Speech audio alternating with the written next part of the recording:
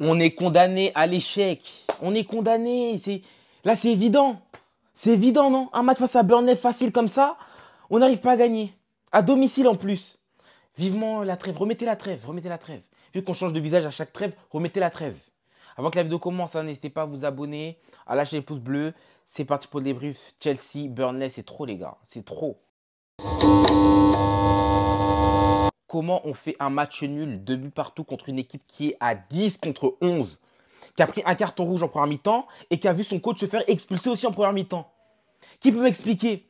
Si ce n'est pas cette équipe de Chelsea qui fait match nul face à Burnley, aucune autre équipe aurait fait ça. Aucune. Je vous ai dit, hein, c'est l'équipe la plus incompréhensible de l'histoire du football. Un match, on peut taper, je sais pas, Tottenham.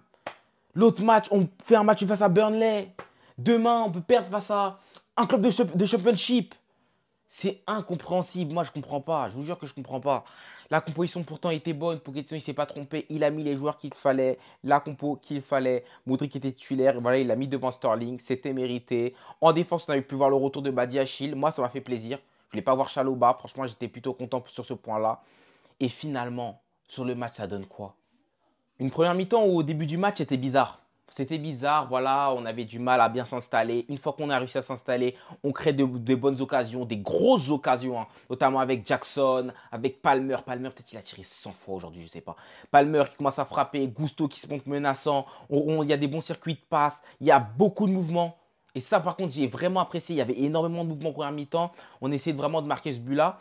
Jusqu'à qu'on tombe sur cette action de Modric où Modric tombe en surface de réparation, carton jaune, plus expulsion pour le joueur de Burnley. Et là, franchement, c'était le scénario parfait. Palmer qui marque encore une fois sur penalty, c'est top. Là, vraiment, je me suis dit, hein, il n'y a rien qui va gâcher la fête. Mais j'avais oublié qu'on était Chelsea. Le match, il reprend, un moment de flottement. Je sais pas, j'ai l'impression qu'il y avait un faux rythme en deuxième mi-temps dès qu'on reprend le match. Et hop, on se prend un but comme ça venu d'ailleurs. En vrai, ce but-là, j'ai pas envie de mettre vraiment de coupable parce que j'ai pas vraiment exactement l'action en tête, mais j'ai l'impression que c'est vraiment un but venu d'ailleurs. C'est pas un but que tu dis vraiment, il y a un coupable, lui c'est sa faute ou celui-ci. On se prend ce but-là et après, on continue à rater des occasions. On continue à rater des occasions. Palmer, il a tiré, il a tiré, il a tiré, il a raté. Jackson, il a tiré, il a tiré, il a raté. On a fait rentrer Madueke, on a fait rentrer Sterling. Je me suis dit, mais franchement, ça ressemble à un des matchs qu'on joue en début de saison. J'ai vraiment eu l'impression que ça ressemblait vraiment à des matchs qu'on jouait en début de saison. Genre, on fait rentrer tous les attaquants du monde, on sort tous les milieux de terrain. Et ça donne quoi finalement? Palmer qui finit par marquer. Et à ce moment-là, je me suis dit, on n'est pas condamné à l'échec. À ce moment-là, je me suis dit, hein, je peux y croire, on peut y croire. Surtout que Burnley était à 10 contre 11, mais arrivait quand même à se procurer des bonnes occasions. En fait, c'est ça qui est terrible et qui me fait mal en fait. Et là, à peine on marque un but, on n'a même pas le temps de respirer, de fêter notre but. Égalisation sur coup de pied arrêté. Mais c'est quoi ces coups de pied arrêtés, les gars? Je vous jure qu'on. S'il y a vraiment un point sur lequel bosser à Chelsea cette saison, c'est les coups de pied arrêtés. Sur ce match-là, c'est révélateur. Déjà, on a eu combien de coups de pied arrêtés de notre côté? Combien de corners pour Chelsea? Les corners frappés par Modric, là. Il faut changer de tireur à un moment donné. Les corners, ils sont mal frappés. Alors, je sais pas si c'est peut-être la tactique, c'est peut-être ce qui a été demandé, mais les corners sont mal frappés. Ça se voit que les coups de pied arrêtés, on les a mal bossés. Et les corners qu'on se prend aussi sont mal bossés. Parce qu'une fois qu'on se prend l'égalisation, Rodriguez, là, il met une tête. Hein. Il met une tête, on peut prendre le 3-2. On peut perdre face à Burnley aujourd'hui. Et c'est ça qui fait mal. Petrovic qui fait sa boulette sur le 2-2, comme de par hasard. Il fait jamais de boulette. Il fait jamais de boulette. Et aujourd'hui, il se transforme en Sanchez, juste l'espace d'une action. Juste l'espace d'une action. Parce que je ne peux pas l'accabler trop non plus parce que on sait que dans le match, il y a eu des actions qu'il a arrêtées, des top actions, cet arrêt en première mi-temps, qui va aller chercher la tête de Rodriguez en deuxième mi-temps. Mais là, franchement, Petrovic, tu nous tires les 3 points. Tu nous les retires. Putain. Mais maintenant, derrière ça, il nous restait encore 10 minutes. Et ces 10 dernières minutes, elles ont été chiantes. Chiantes parce qu'on n'a pas poussé correctement. Chiante parce que déjà, on a vu Gusto se blesser, j'ai l'impression. J'ai le seum sur ça déjà. On a vu Gusto se blesser dans ce match-là. Puis quand je vous dis qu'on a vu le Chelsea du début de saison, c'est parce que lorsqu'il faut pousser, en fin de match, tu joues contre un bloc bas, ils sont à 10. Écartés. Écartez leur bloc. Écartez. Envoyez ballon à droite, envoyez ballon à gauche. Là, les transmissions, elles se font trop lentement. Des petites passes, des petites passes, des petites passes en retrait, des petites passes. Tous les joueurs, ils sont concentrés dans l'axe. Mais tous les joueurs de Burnley aussi, ils sont dans l'axe. Renversez le jeu. Je sais pas, moi. Cucurella, au lieu de rentrer à l'intérieur, fait des détours derrière Modric. Ou je sais pas. Les gars, je sais pas. Déjà, on a raté beaucoup d'occasions, mais faites au moins les choses bien. Procurez-vous des vraies occasions. Dès les 10 dernières minutes de jeu, c'était dégueulasse, franchement. Quand je dis, j'ai vu le Chelsea du début de saison, c'était vraiment ce Chelsea-là. Où vraiment, on ne sait plus quoi faire. On force les passes dans l'axe. Vraiment, c'est quoi ça? Les appels désastreux, vraiment désastreux. Et franchement, qu'est-ce que je suis dégoûté de ce match. Là, on va bientôt passer aux joueurs, mais qu'est-ce que je suis dégoûté de ce match? Parce que c'est vraiment notre opportunité de remonter au classement. C'est une opportunité pour viser l'Europe, viser la 6e, la 7e place. Mais là, on se met nous-mêmes des bâtons dans les roues. C'est ça que moi, je dis, on est condamné à l'échec. C'est à cause de ça. C'est à cause de ce match-là, des matchs comme ça. Tu as l'opportunité de jouer contre Burnley. C'est une petite équipe. En plus, Datro Fofana ne joue pas. Il a la clause, vu qu'il est en prêt de chez nous, il ne joue pas pour ce match-là. C'est une opportunité pour gagner ce match-là, mais on ne le fait pas, encore une fois. Défensivement parlant, on prend encore trop de buts. Trop de buts, c'est trop les buts qu'on prend. Par match, c'est 2 buts minimum. Le dernier clean sheet, ils ont dit ça datait de janvier, mais il y a eu des matchs. Il y a eu beaucoup de matchs hein, depuis janvier. On est en mars, là, presque en avril. Non, il y a trop de buts encaissés, je comprends pas. J'ai l'impression que c'est 2 buts minimum par match. Les coups de pied arrêtés, c'est une source énorme de buts qu'on prend. On se déconcentre, on se désarme. On se dit, ouais, ça va être facile et hop, on se prend un but. Et c'est toujours des moments comme ça, inattendus. Hein. On est là, on se dit, vas-y, tranquille, on joue bien. Et hop, on se prend un but. Non, je comprends plus, les gars. Défensivement, il faut vraiment travailler. Défensivement, il faut vraiment que Thiago Silva revienne. Il faut vraiment, je sais pas, faire quelque chose. Il faut faire quelque chose. Tout d'abord, on va commencer par les tops. J'aurais aimé mettre Petrovic dedans, mais cette boulette, je peux pas. Je te jure que je peux pas. Tu nous coûtes le match, je peux pas. Je t'en veux pas, mais je peux pas. Je vais mettre Malo Gusto en troisième parce que bon, il fait un bon match en vrai. Mais je suis déçu qu'il soit blessé. Il fait un bon match, grosse activité. Il fait des bons centres, des bons dédoublements. Il se projette très bien vers l'avant. Défensivement, ça va, c'est très correct. Mais le truc, c'est que voilà, aujourd'hui, il tergiverse un peu beaucoup. Il y a des moments, il garde un peu trop le ballon. Il hésite un peu trop à centrer ou bien à dribbler. Voilà, ça m'a un peu dégoûté. Mais sinon, Malo Gusto, c'est un très bon match. En deuxième, vous mettez Cole Palmer. Palmer, il met un doublé aujourd'hui. C'est intéressant. Pour ses statistiques, c'est très bien. Il fait un match où il y aura beaucoup de déchets, beaucoup de frappes ratées. Beaucoup, beaucoup, beaucoup. Après, ce n'est pas les mêmes frappes que Jackson. Voilà, ce n'est pas des occasions vraiment très franches par moment, mais vraiment beaucoup de tirs ratés. Palmer, il faut vraiment progresser sur les frappes de loin. Il faut vraiment progresser par rapport au nombre de frappes que tu tentes. Il faut vraiment que le ratio soit beaucoup plus correct. Parce que là, aujourd'hui, même si tu mets 2 buts, c'est vraiment 10 tirs, j'ai l'impression. 10 tirs. Dans un match comme ça où il faut plier, ça coûte à la fin du match. Et en premier top, je vais mettre Enzo Fernandez. J'ai apprécié son match. Gros match de la part d'Enzo Fernandez.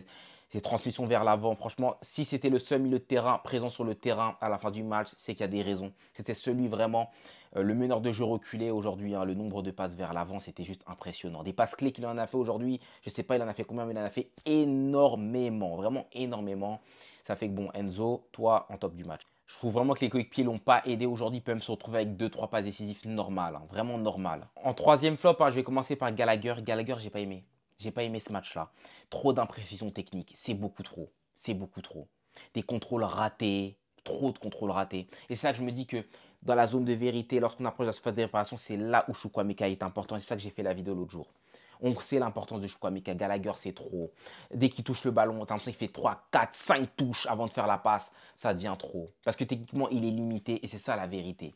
Voilà. Après, hein, son activité sans ballon est irréprochable. Voilà. Il fait des efforts conséquents. Il bosse bien sur ce point-là. Mais c'est vrai qu'avec le ballon, c'est trop dur. C'est trop dur. Par moments, ça manque trop dans certains matchs. Comme aujourd'hui, ça manquait trop. D'ailleurs, je sortirai une vidéo très bientôt sur son cas parce qu'il faut en parler. En deuxième flop, je vais mettre la défense. Voilà, la défense en complet parce que c'est trop insécure. Je ne comprends pas comment c'est possible qu'on puisse se prendre autant de grosses occasions par une équipe de Burnley qui est réduite à 10. Qui est réduite à 10. En vrai, je dis même la défense basée chez Dizassi, mais peut-être c'est même pas vous. Peut-être j'ai loupé un truc. Peut-être c'est les tactiques qui sont mauvaises, je sais pas. Mais en tout cas, ça ressort sur vous. La défense, hein, les coups de pied arrêtés, le marquage est dégueulasse. Dégueulasse le marquage, je comprends absolument pas. Vraiment, je comprends absolument pas ce point-là. De plus, hein, j'aimerais rajouter mon Cucurella, son activité offensive, elle est éteinte, éteinte. Il a essayé de faire des trucs aujourd'hui. Aujourd'hui, on a l'opportunité de jouer sur les ailes, d'envoyer des joueurs vraiment en dédoublement. Cucurella, il est perdu. T'as l'impression qu'il n'a jamais attaqué de sa vie. À chaque fois qu'il est vers l'avant, une passe en retrait vers Mudryk. Il cherche Mudryk. Tiens, Mudryk, fais quelque chose. Il y a des moments, ça dédouble. Fais quelque chose. Non, lui, il décide toujours de faire une passe en retrait. T'as l'impression qu'il est perdu, il n'a jamais attaqué de sa vie. Ça, c'est des moments comme ça, tu as besoin de Chilwell. Quand tu me fais des moments comme ça, vraiment, tu dis, Chilwell, au moins, il sait quoi faire devant. Cucurella perdu complet. Et à un moment, il met une tête, c'est bien vrai, ça t'a intéressé sur cette action-là, mais sinon, perdu complet, il ne savait pas quoi faire en attaque. Vraiment pas quoi faire. En flop numéro 1, ça se discute avec les autres, mais Jackson, franchement, après la CAN, t'étais monstrueux, monstrueux, t'étais trop fort. Il a suffi d'une trêve. T'es parti jouer en France, là, à Amiens, ou je sais pas à quel stade avec le Sénégal. Ils t'ont remplacé ou quoi? Ils nous ont foutu un autre mec de DKR. Ils t'ont remplacé. C'est pas le Jackson que j'ai connu là du dernier mois. Il a tout raté. Tout raté. Le Jackson d'avant cette trêve-là, il était plus ou moins clinique. C'était 2-3 actions par match, but. Là, aujourd'hui, il a frappé 500 fois sur le gardien. Il a tout raté. Je comprends pas. Il y a des actions de Moudry qui débloque un truc. Ça débloque un truc. Il rate derrière. Non, franchement. Franchement, Jackson, tu ne respectes pas quand tu fais des trucs comme ça. Jackson, vraiment, là, quand tu fais des trucs comme ça, et Jackson, tu nous fais mal parce qu'on a l'impression de ne pas avoir avancé. Voilà. En fait, j'ai l'impression qu'on a fait 100 pas vers l'avant, 100 pas vers l'arrière d'un coup.